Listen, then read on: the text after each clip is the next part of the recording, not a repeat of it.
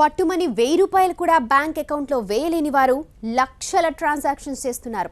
నోట్ల రద్దు తర్వాత తెలుగు రాష్ట్రాల్లో బిలో పవర్టీ లైన్ జన్ధన్ ఖాతాల పరిస్థితి ఇది. ₹1 కోటి డిపాజిట్ అయిన సామాన్యుల అకౌంట్స్ మొత్తం 1000కి పైగానే ఉన్నట్టు లెక్కలు తేల్చింది ఐటీ శాఖ. గరీబోళ్లను అడ్డుపెట్టుకుని నలుపు తెలుపు చేసే ప్రయత్నాలు చేసిన బడా బాబుల బండారం తేల్చేందుకు ఇప్పుడు రెడీ అవుతోంది. హైదరాబాద్లోని ఓ సామాన్యుడి అకౌంట్లో నోట్ల రద్దు తర్వాత ₹17 కోట్ల ట్రాన్సాక్షన్స్ అయినట్లు గుర్తించారు ఐటీ అధికారులు. ఇందులో మొదట 3 కోట్లు అకౌంట్లో వేసి ఆ తర్వాత మరో అకౌంట్కు బదిలీ చేశారు. ఆ తర్వాత మరో 14 కోట్లు బ్యాంకులు అందించిన జాబితాల ఆధారంగా ఈ బిలో పవర్టీ లైన్ ఖాతాదారుడి అకౌంట్ జాతకాన్ని గుర్తించారు ఆదాయ శాఖ అధికారులు. అయితే ఐటీ నిబంధనలు అనుసరించి ఈ ఖాతాదారుడి పేరు, బ్యాంక్ నేమ్ రహస్యంగా ఉంచారు. కానీ ఈ కోట్ల రూపాయల అకౌంట్ మార్పిడిపై మాత్రం ఆరా తీసి విచారణ సాగిస్తూ ఉన్నారు.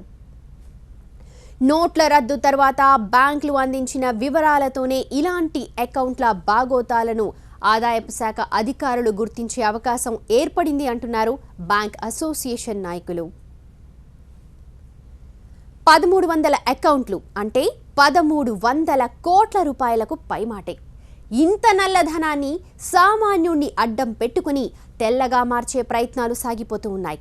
అయితే ఐటీ శాఖ సరైన రీతిలో విచారణ చేస్తే ఒక్కడు కూడా తప్పించుకునే అవకాశం లేదు అంటున్నారు నిపుణులు. ఇదే సమయంలో తప్పు చేయని సామాన్యుడు ఆందోళన పడాల్సిన అవసరం లేదంటున్నారు. ఇంత పెద్ద మొత్తంలో బదలాయింపులు ఇవి మళ్ళీ సామాన్యుల అకౌంట్స్ నుంచి మరో అకౌంట్స్కు మార్పు అనేవి పెద్ద చర్చగా మారుతూ ఉన్నాయి.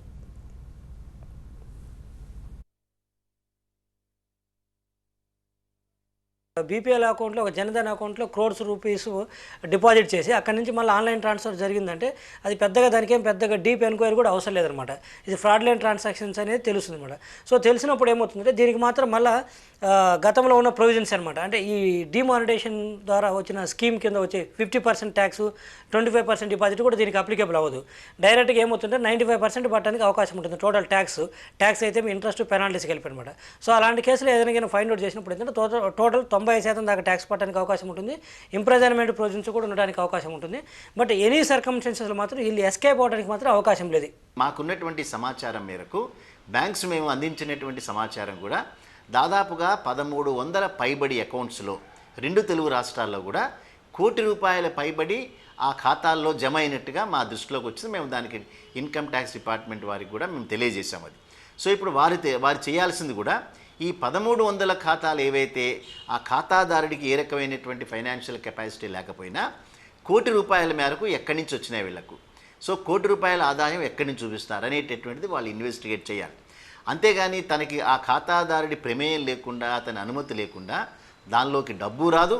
ఒకవేళ వచ్చినా కూడా దాన్ని ట్రాన్స్ఫర్ చేసుకోవడం మాత్రం ఖాతాదారుడి ఇన్వాల్వ్మెంటే కావాలి.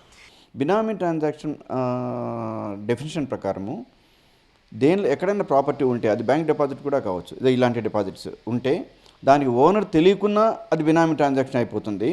ఎవడి అకౌంట్లో పడిందో వాడు నాకు తెలీదు అన్నా కూడా బినామీ ట్రాన్సాక్షన్ అయిపోతుంది. ట్రాన్స్ఫర్ క్యాష్లో పడిందా, క్రెడిట్ క్యాష్లో పడిందా, చెక్కులో పడిందా, డీడీలో పడిందా అనేది ముందు ఒక ఎంక్వైరీ చేసుకోవాలి. అతను కూడా తెలియలేదనుకుందాం, గవర్నమెంట్కి డబ్బు కావాలి కాబట్టి ఒక కాన్ఫిస్కేషన్ ఆర్డర్ పాస్ చేసి ఈ అమౌంట్ గవర్నమెంట్ ఖాతాలోకి వేసుకోవాలి. అయితే ఇలాంటి పరిస్థితుల్లో సామాన్యులు ఇరుకున పడ్డట్టేనా?